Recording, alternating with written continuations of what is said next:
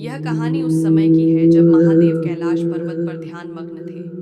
उनके ध्यान में पूरी दुनिया के प्रलय और निर्माण की गूंज सुनाई देती थी। कैलाश पर्वत एक शांति का स्थान था, परंतु इसका दिल महादेव के ध्यान के अलावा एक और रहस्य छिपाए हुए था।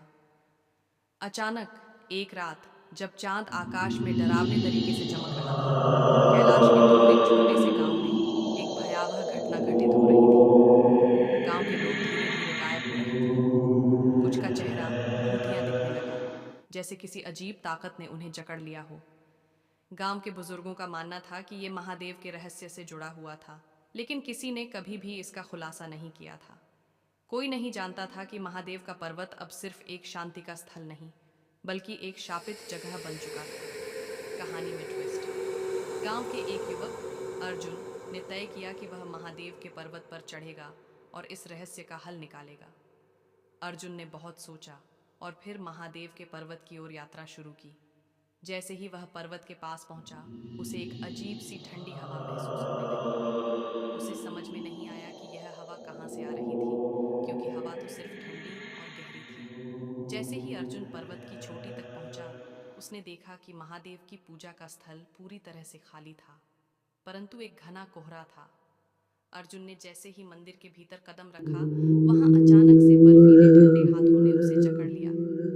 अर्जुन ने घबराकर देखा तो एक भयानक चेहरा सामने था।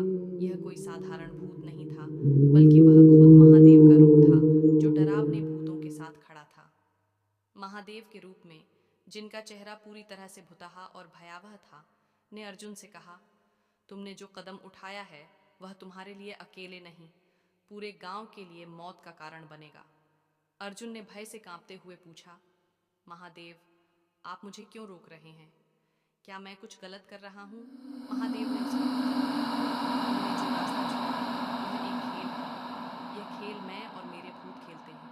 यदि तुमने हमारे नियमों का पालन किया तो तुम बच सकते हो, नहीं तो तुम्हारी आत्मा मेरे साथ इस पर्वत पर बंध जाएगी। सस्पेंस बढ़ता है। महादेव ने अचानक से पर्वत की दूसरी ओर इशारा किया और वहां से एक अजीब सी ध्वनि आने लगी। अर्जुन ने देखा कि दूसरी छोटी से भी वही भूतिया चेहरा दिखाई दे रहा था, और वे सभी धीरे धीरे उसकी ओर बढ़ने लगे। महादेव ने फिर अर्जुन से कहा, यह तुम्हारा अंतिम मौका है। अगर तुम इन भूतों से बच सकते हो तो तुम जीते हो। अर्जुन ने दिल में साहस भरते हुए खुद को तैयार किया।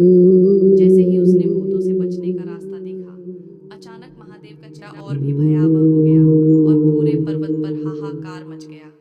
अर्जुन को पता नहीं था कि क्या करना है, और डर की भावना ने उसे और भी कमजोर बना दिया। कहानी का क्लाइमेक्स। आखिरकार अर्जुन ने महादेव के आदेश का पालन करते हुए भूतों से बचने के लिए एक रास्ता ढूंढ लिया।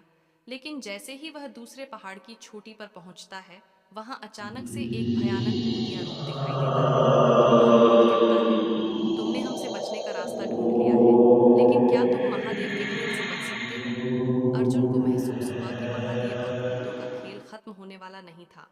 उसके सामने अब एक सवाल था, क्या वह महादेव की शक्तियों से बचकर अपनी जान बचा पाएगा, या इस खेल में हर किसी की तरह वह भी हार जाएगा?